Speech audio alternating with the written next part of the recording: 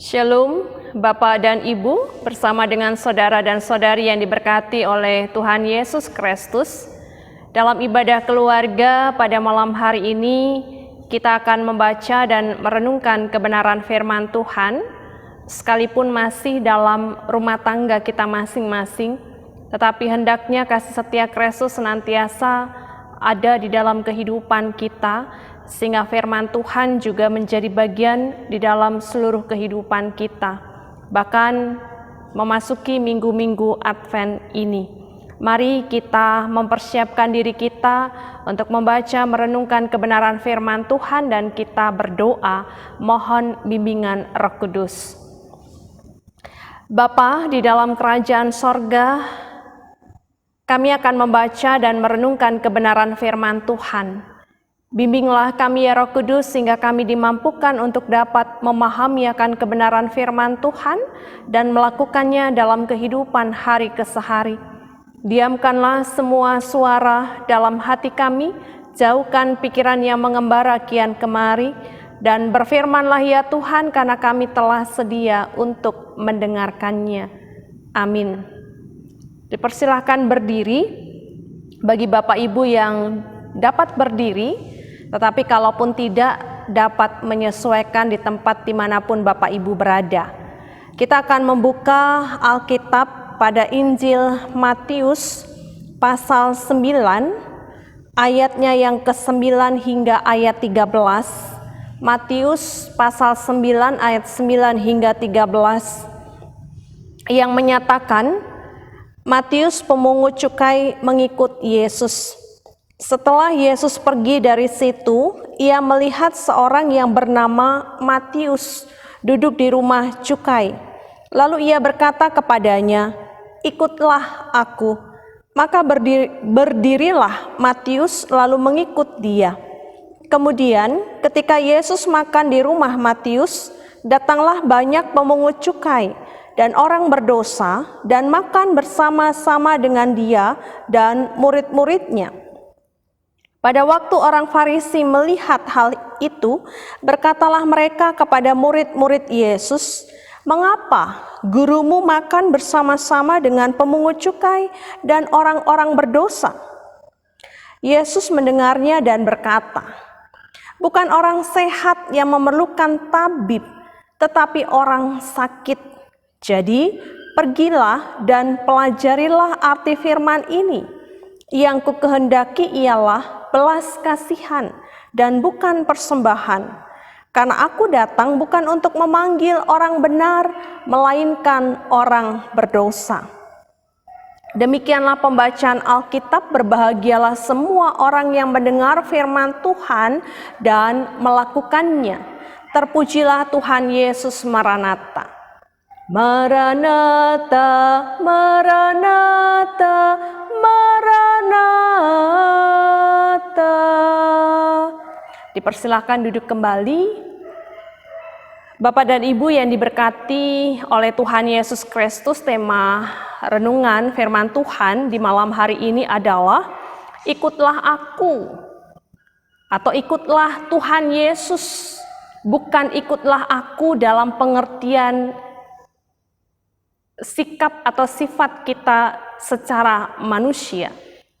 Dengan ayat nasnya pada ayatnya yang ke-9, lalu ia berkata kepadanya, "Ikutlah aku." Bapak dan Ibu, saudara dan saudari yang diberkati oleh Tuhan Yesus Kristus, Matius adalah salah satu dari 12 murid Yesus. Matius adalah seorang pemungut cukai atau pajak rakyat. Pada waktu itu tidak ada seorang penduduk pun yang tahu jumlah pajak yang harus mereka bayar. Mereka pun tidak punya hak ataupun keberanian untuk bertanya kepada para pemungut pajak. Akibatnya banyak pemungut pajak yang menjadi kaya karena kelihayannya dan kelicikannya. Cara itu pun terbukti telah menimbulkan banyak penyalahgunaan yang sangat hebat pada zaman itu, sehingga pemerintah Romawi sudah sempat menghapuskan cara seperti itu sebelum Yesus lahir. Tetapi pajak masih harus dibayarkan. Dan bersama dengan itu penyalahgunaan tetap berjalan terus. Hukum Yahudi melarang para pemungut pajak untuk memasuki sinagoge atau rumah-rumah ibadah karena mereka dianggap najis. Dan kita bisa memahami akan hal ini kalau pekerjaan seperti yang dilakukan oleh Matius sangat dibenci oleh masyarakat karena menipu orang sebangsanya dan pemerintah.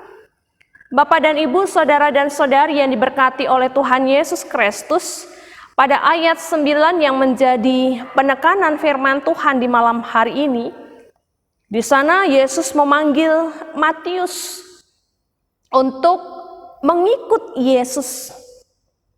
Itu berarti bahwa Yesus memanggil orang yang sebenarnya dibenci oleh banyak orang.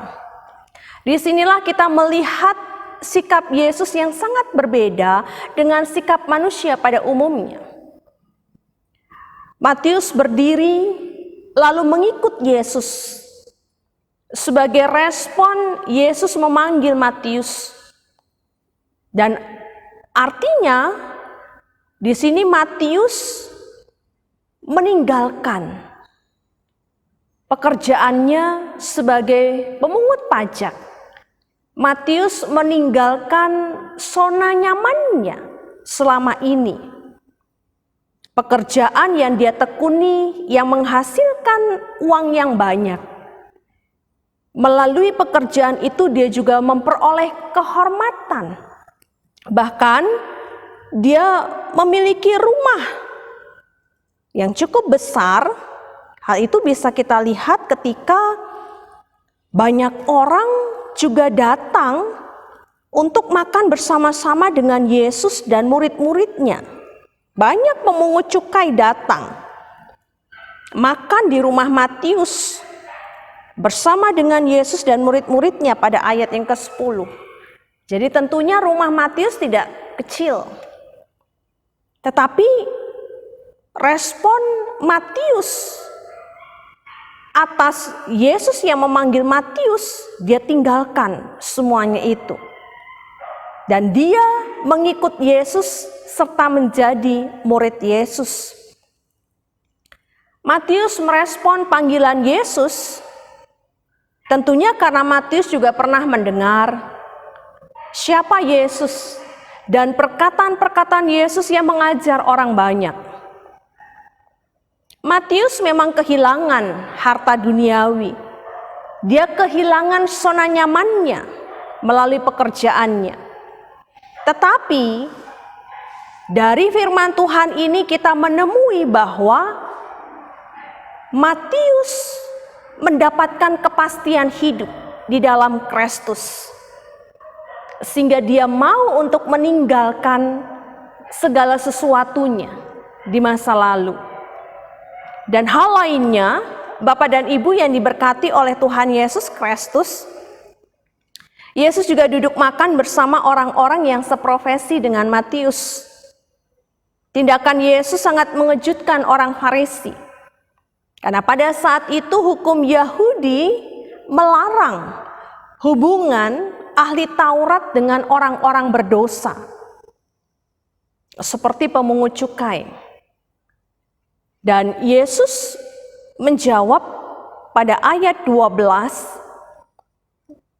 ketika orang-orang Farisi mempertanyakan kenapa Yesus makan bersama-sama dengan pemungut cukai dan orang berdosa. Jawaban Yesus adalah pada ayat yang ke-12, bukan orang sehat yang memerlukan tabib tetapi orang sakit. Yesus meminta orang-orang Farisi untuk pergi dan mempelajari arti firman yang dikatakan oleh Yesus. Yesus datang bukan untuk memanggil orang benar, melainkan orang berdosa. Dan ini juga yang ditulis dalam kitab Hosea pasal 6 ayat 6 dan juga Matius 12 ayat 7. yang sejatinya merupakan tujuan pelayanan Yesus. Bapak dan Ibu, saudara dan saudari yang diberkati oleh Tuhan Yesus, firman Tuhan saat ini hendak mengingatkan kepada saya dan kita sekalian bahwa Yesus bisa menjumpai siapa saja, termasuk orang yang tidak kita duga sekalipun. Tuhan Yesus bisa mengubah seseorang yang mungkin merugikan orang lain atau banyak orang untuk diubah seturut dengan kehendaknya dan menjadi pengikut Kristus seperti Matius. Dan jelas sebagaimana yang disampaikan firman Tuhan tadi, tujuan pelayanan Yesus adalah kepada orang yang sakit, bukan orang yang sehat dalam tanda kutip. Tujuan pelayanan Yesus adalah ditujukan ke memanggil orang benar, memanggil orang berdosa dan bukan orang yang benar. Itu berarti bahwa Yesus ingin menjumpai siapapun untuk mengembalikan orang tersebut pada maksud dan tujuan Tuhan menciptakan kehidupannya sejak semula. Yesus hendak memulihkan kehidupan seseorang supaya dia sungguh-sungguh melakukan apa yang menjadi kehendak Tuhan. Oleh karenanya, di minggu Advent yang pertama ini, kita diingatkan kembali, barangkali hari-hari sebelumnya, kita begitu disibukkan dengan segala pekerjaan kita, sehingga kita lupa untuk mengasihi Tuhan Yesus dengan segenap hati. Bahkan COVID-19 membuat kita mengatur jarak dengan sesama. Tetapi di minggu-minggu Advent ini, pada tahun 2020, mengajak kita untuk menanti kedatangan Tuhan Yesus dengan lebih sungguh. Pandemi COVID-19 mempunyai maksud dan tujuan dalam kehidupan beriman kita, supaya kita dapat mengikuti apa yang menjadi kehendak Tuhan, menjadi pribadi yang sekiranya dapat menyahabati setiap proses yang terjadi, sekalipun itu tidak menyenangkan, untuk boleh merasakan akan kebaikan Tuhan, untuk dapat mengikuti proses pembentukan Tuhan dan melibatkan Tuhan di dalam seluruh kehidupan yang kita hadapi. Daripada kita hanya melalui kehidupan ini dengan begitu saja, daripada kita tidak mau terlibat di dalam setiap pergumulan yang ada, maka di sana tentunya kita tidak akan merasakan kekuatan Allah, campur tangan Allah, kebaikan Allah, dan semua rancangan Allah yang terbaik dalam kehidupan kita. Saya dan Bapak, Ibu, Saudara dan Saudari sekalian tentunya dipilih oleh Kristus dan dipakai oleh Kristus untuk menjadi pengikutnya. Dan pusat hidup kita jelas. Oleh karena itu, ketika kita menjadi orang-orang yang dipilih dan dipakai oleh Kristus dalam semua hal yang saat ini kita sedang kerjakan, kiranya kita juga boleh tetap senantiasa melakukan itu dengan sungguh-sungguh, memaknai setiap kehidupan itu dengan sebaik-baiknya. Sebagaimana Yesus yang telah memulihkan kehidupan kita, sehingga melalui kehidupan kita, kita juga boleh dapat menjadi penyembuh bagi orang-orang yang sakit secara rohani. Yesus yang datang kepada orang berdosa supaya kita dapat menemukan kepastian hidup dan bukan mengikuti keakuan atau kedagingan kita. yang seringkali membuat kita jauh dari kehendak Tuhan. Maka marilah kita tinggalkan keakuan kita untuk mengikut Tuhan Yesus, mengabdi padanya. Ini firman Tuhan bagi kita, terpujilah nama Tuhan. Amin. Mari kita berdoa. Bapa di dalam kerajaan sorga, kami bersyukur untuk malam hari ini.